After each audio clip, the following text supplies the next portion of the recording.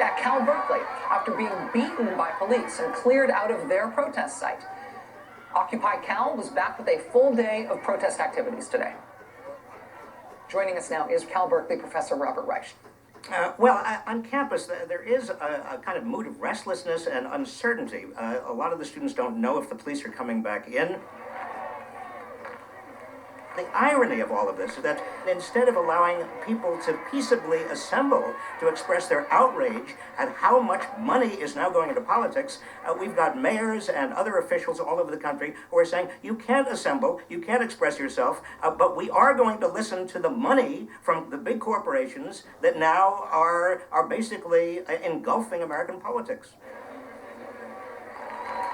We are losing equal opportunity in America. We are losing the moral foundation stone on which this country and our democracy are built.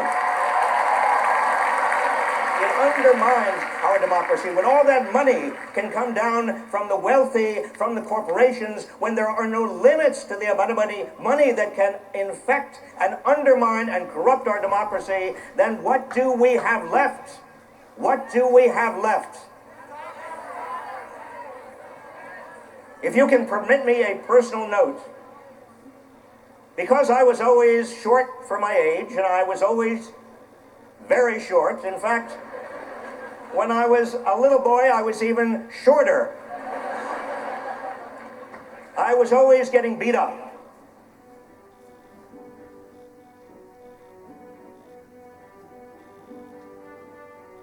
When I was a kid, the bigger boys would pick on me. Yeah, that was what you did. That's what is done.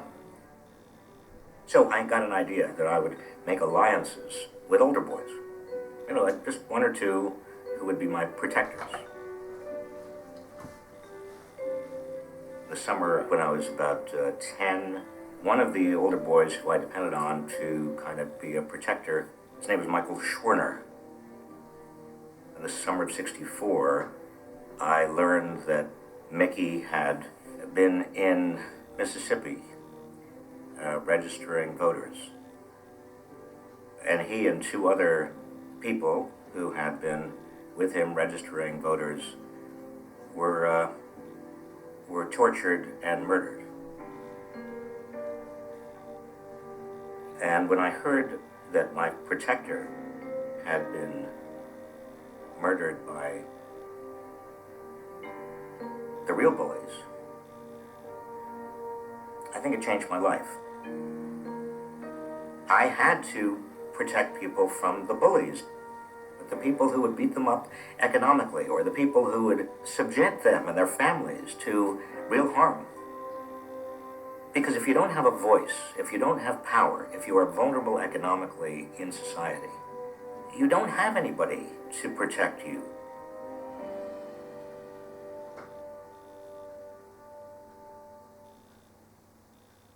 There's no single magic bullet to solving this problem. I mean, I've written a lot of books. I've come up with a lot of policy ideas. I'm not alone. Policy ideas are plentiful. Remember, we make the rules of the economy. And we have the power to change those rules. You've got to mobilize, you've got to organize, you've got to energize other people. You know, politics is not out there. It starts here.